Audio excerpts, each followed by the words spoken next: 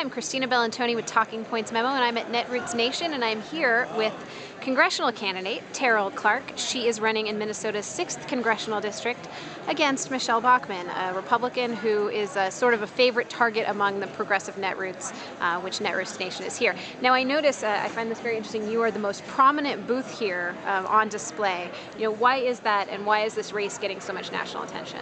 I think this race is getting so much national attention because she's made it a national race.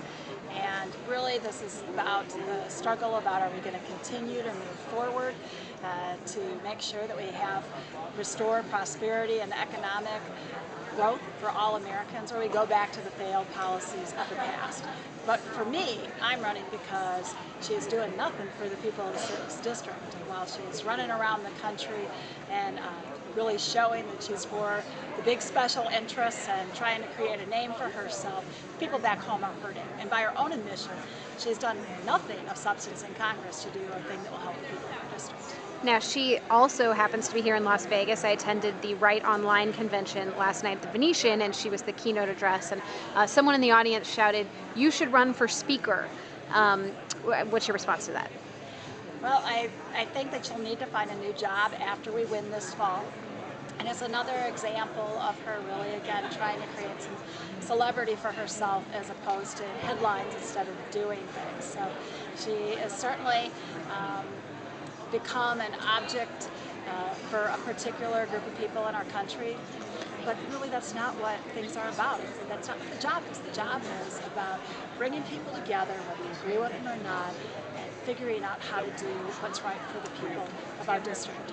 She also, just yesterday, I believe it was, said that she thinks what the next Congress ought to do is just only issue subpoenas and hold hearings all the time.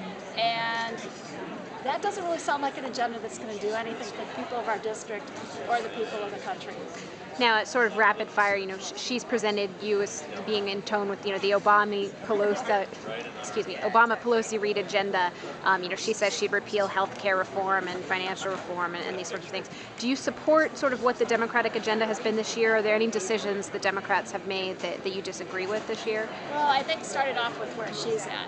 No is not an agenda. No is not a compromise. No doesn't do anything to create a job or help a family put a meal on the table. She's voted against veterans. She's voted against important projects in our state.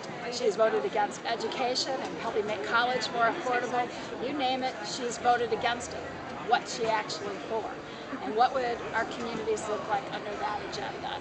So I think, we knew all along this is a typical Karl Rove type of deal where they're going to try to make me look like the most liberal thing that ever existed instead of the truth, which is I grew up in a moderate Republican family. I try to use some of what both parties, at least traditionally, believed in, and to do the things that are going to make the biggest difference for our families and our communities.